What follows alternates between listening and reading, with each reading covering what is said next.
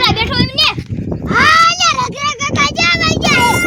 એટલો ગાઢો જો તો મામા ઘર વઈ ગયો બોલ હાલો રવિ ઘરે હાલા જઈ હું રવિ બેઠો હો ને હા બેઠો રામ રામ રગરા કાકાની હમણાં કઈ ક્યાં વઈ ગયા એ કઈ જો તોય ના મામા ઘરે વઈ ગયો આપણે ત્રણ ગામમાં રહ્યા જો સાચી વાત જો કાનો વઈ ગયો લખરા કાકા વઈ ગયા પછી ડટી વઈ ગયો આપણે ત્રણ ગામમાં રહ્યા હા એક દુકાન ને ખા બેટે નાસ્તો કેમ કરવો બધા વઈ ગયા હું કરું આપણે